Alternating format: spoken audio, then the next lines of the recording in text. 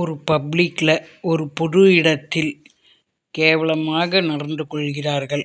தற்போதைய வீடியோவிற்காக பாருங்கள்.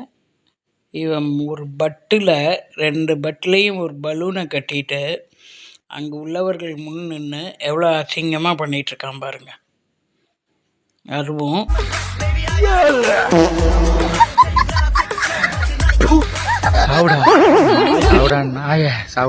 பெரியவர் முகத்தில் கண்டபடி செய்துவிட்டு அவன் நடக்கிறான்.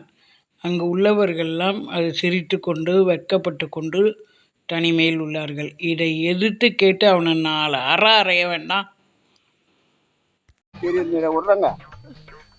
அன்னைக்கு வாசி சிரிக்கிறான் பாரு மூலியை பக்கத்தில் ஏந்திர அப்பல நைனா இயற்கை யாராலையும் கட்டுப்படுத்த முடியாது நைனா.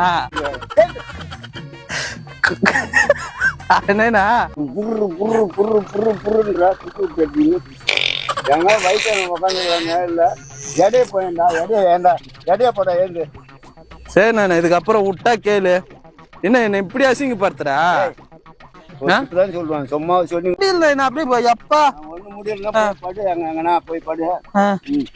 காத்தோட்டமா வந்து புரு புரு புரு புருன்றா.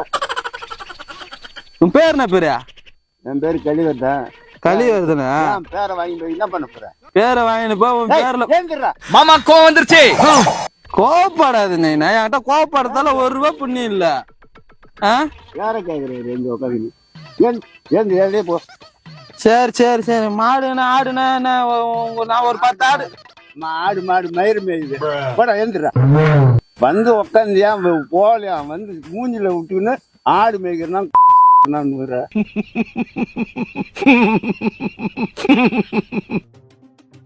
தல ஆடு ஒரு 10 ஆடு மேய்ச்சுன்னா எப்படி இருக்கும்? 10 ஆடுக்கு வயித்தால போயிடுச்சுன்னா என்ன பண்ணுவேன்? அது மருந்து வாங்கி போடுவேன். மருந்து வாங்கி போடுவேன். ஊசி போடுவேன்.